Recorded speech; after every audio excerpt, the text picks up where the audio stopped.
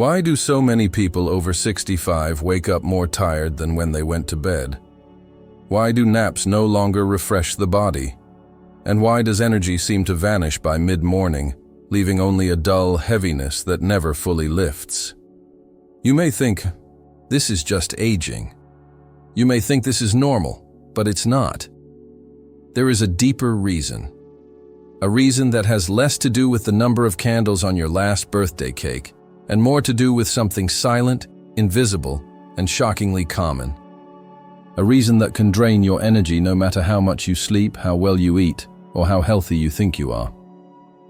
And here's the worst part. Most people never find it. They blame their fatigue on age. They stop going out. They stop moving. They stop living the life they still could live.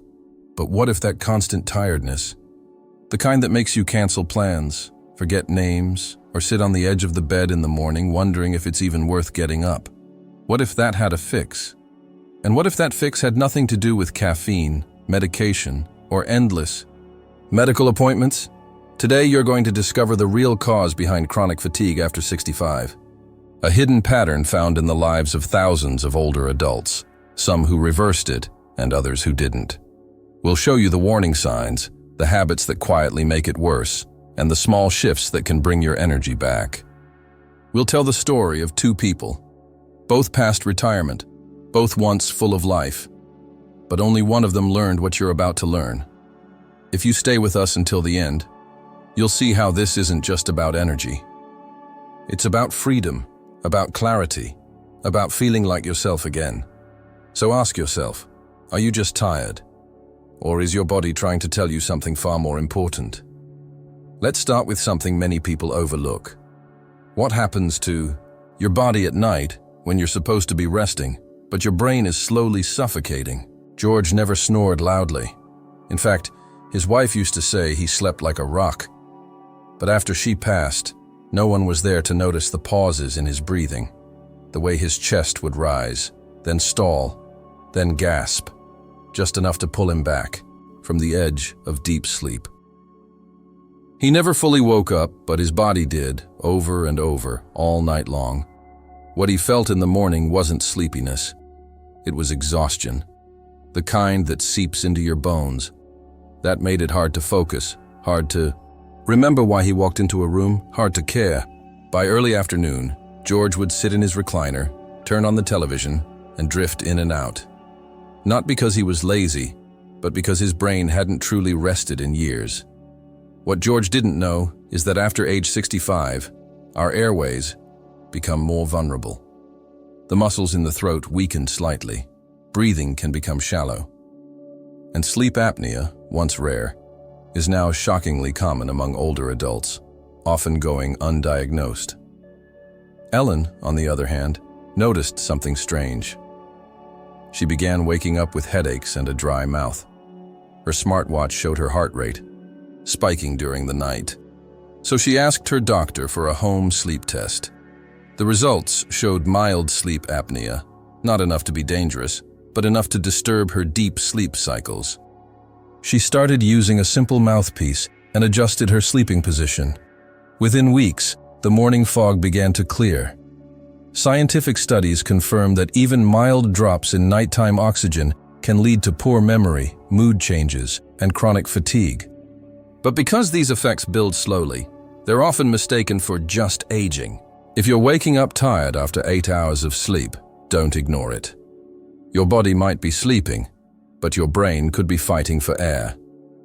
The first thing George did every morning was reach for his favorite breakfast: 2 slices of toast, a glass of orange juice, and sometimes a muffin if he felt indulgent. It felt light, simple, even healthy. But within an hour, he was yawning.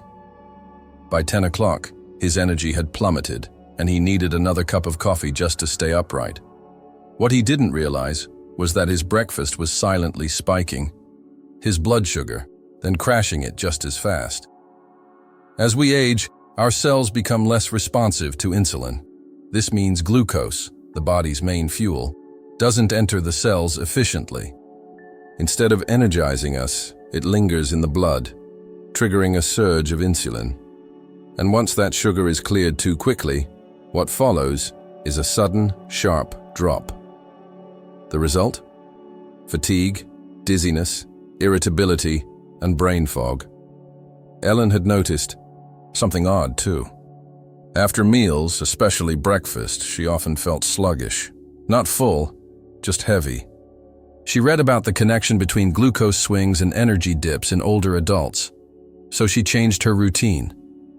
Now her mornings start with protein, scrambled eggs, avocado, a handful of berries.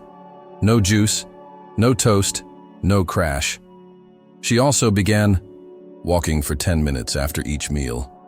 A small change, but powerful. Research shows that post-meal walks help regulate blood sugar, especially in seniors. Her energy, once uneven, became more stable, her mind clearer, her afternoons productive again. Fatigue isn't always a sign of poor sleep. Often it's what happens after you eat. When blood sugar rises too fast, then falls too hard, your body feels like it's running out of fuel, because in many ways, it is. If you find yourself needing a nap 2 hours after breakfast, your food may be draining your energy instead of fueling it. Now, moving to the second factor that silently affects longevity: muscle loss. Not just strength, but stamina, vitality. The very fuel your body depends on to stay active and alive. George had always been strong. He used to lift heavy boxes, climb ladders, and shovel snow without thinking twice. But in recent years, his legs began to feel weaker. He avoided stairs, started using the cart at the grocery store for balance. Not groceries. Sitting felt easier than standing. Resting felt safer than moving. And little by little, his muscle mass faded. By the time he noticed, it was already affecting everything: his posture, his metabolism, even his energy. That's because muscle is the body's power plant. It burns calories, stabilizes blood sugar, and keeps the cardiovascular system working efficiently. As muscle disappears, so does your energy. After age 65, it's estimated that we lose 3 to 5% of muscle mass every decade. And for those who stop moving, it happens even faster. Ellen refused to let that happen. When her knees began to ache, she didn't retreat. She adapted. She started using resistance bands, then added light hand weights. She joined a local wellness class for older women. Twice a week, she strength trains. Nothing intense, just intentional. Squats, wall push-ups, simple balance work. The result? Her body feels lighter, not heavier. Her gait is steady. She doesn't need help carrying groceries, and she doesn't wake up tired anymore, because her muscles are doing their job. Muscle is more than tissue. It's protection, it's movement, it's metabolism. And without it, your body starts to slow down in ways that go far beyond fatigue. If you've been feeling slower, weaker, or more tired even after rest, your muscles may be fading faster than you realize. Another habit that often gets ignored is the quiet withdrawal from others, the shrinking of our social world, and how deeply it affects energy, even if the body appears fine. George never used to feel alone. He had a wife, a busy school to run, and grandchildren who visited often. But over time, things changed. His wife passed away. Friends moved or grew ill. Invitations slowed. Phone calls came less often. And so did his motivation. He stopped reaching out. He told himself he enjoyed the quiet. But beneath that calm surface was a slow erosion of purpose, of connection, of joy. What many don't realize is that the human brain is hardwired for connection. Isolation isn't just sad, it's stressful. It raises cortisol, the body's stress hormone. It disrupts sleep patterns, and it leads to a type of fatigue that no amount of rest can fix. Ellen, too, had lost people. But she made a quiet vow to herself: I won't disappear. Every Wednesday, she hosts a video chat with her sister in Arizona. Twice a month, she meets with a book club, even if she hasn't finished the book. She mentors a local high school student online. She sends handwritten birthday cards. It may sound simple, but it isn't. It's life-giving. Studies show that older adults who maintain strong social ties have significantly lower rates of depression, better cognitive function, and more stable energy throughout the day. Even brief, meaningful interactions, like a 5-minute conversation with a neighbor, can lift neurotransmitters that influence alertness and emotional vitality. Energy doesn't just come from sleep or food. It comes from feeling seen, heard, connected. If you've been feeling tired in a way you can't explain, consider this. Maybe your spirit is tired, not just your body. Here's the third behavior that slowly undermines your health, one that's invisible, persistent, and exhausting. It's called chronic low-grade inflammation. George didn't have any major illnesses. His blood pressure was a little high, his joints ached some mornings, but nothing seemed urgent. Yet, day after day, he felt drained. Not sick, just worn down. His doctor ran the usual tests, nothing alarming. But what no one checked or even mentioned was inflammation. Not the kind that shows up as swelling or fever, but the silent, smoldering kind. The kind that hides deep in the body, in blood vessels, fat tissue, even the brain. This kind of inflammation disrupts how cells produce energy. It interferes with hormones. It dulls the immune system, and over time, it creates a fog, a slow, heavy fatigue that feels like walking through water. Ellen had learned about this during her years in medicine. When her energy started dipping, she didn't just look at sleep or exercise. She looked at her plate. She swapped processed carbs for whole vegetables, added turmeric and ginger to her soups, cut back on sugar and red meat, increased her omega-3 intake through flaxseed and salmon. She focused not on dieting, but on reducing inflammation. Within weeks, her body felt different, less bloated, more awake, her thoughts sharper, her energy steady. Research now shows that chronic inflammation is linked not only to fatigue, but also to heart disease, depression, and cognitive decline. And yet, because it often doesn't hurt, people ignore it until it's too late. If you wake up feeling like you're already tired, if your energy crashes for no reason, it might not be your age. It might be inflammation, whispering in your cells every day. Let me share the sixth reason why many fail to maintain good health, even when they're following doctor's orders. It's medication overload. And it's more common than anyone wants to admit. George was on 6 different prescriptions. One for blood pressure, one for cholesterol, a mild antidepressant, something for sleep, something for pain, and a vitamin supplement his doctor insisted on. Each pill served a purpose, but together, they created a fog. He started forgetting words. His mouth stayed dry. His balance became shaky. And most of all, he was always tired. Not the kind of tired you sleep off. The kind that lingers like a shadow. He assumed this was just aging. But in reality, his medications were interacting, subtly, silently, dulling his nervous system, altering his sleep architecture, even affecting his absorption of key nutrients. It was death by 1,000 cuts. Ellen had once walked a similar path, but she knew the risks of polypharmacy. So every year she asked her doctor to review her. Medications with a fine-toothed comb. Were they all still necessary? Were any duplicating effects? Could dosages be reduced? She also brought a printed list of every supplement, tea, and over-the-counter product she used, because even herbal remedies can interact in unexpected ways. By reducing 2 medications and changing the timing of a third, Ellen noticed an immediate lift. Her afternoons became clearer, her gait steadier, her sleep deeper. Studies show that nearly 40% of older adults take 5 or more medications daily, and many of them report unexplained fatigue as a side effect, but never link it back to their prescriptions. If your energy started fading after starting a new medication, or if you're taking multiple pills without review, it's time to ask deeper questions. Because sometimes what's supposed to help you might be quietly holding you back. Finally, there's one last habit that might surprise you, the quiet absence of something small but essential. Micronutrients, not calories, not protein, but the invisible elements that keep your body's engine running clean and strong. George ate 3 meals a day, enough food, enough variety, and he even took a multivitamin.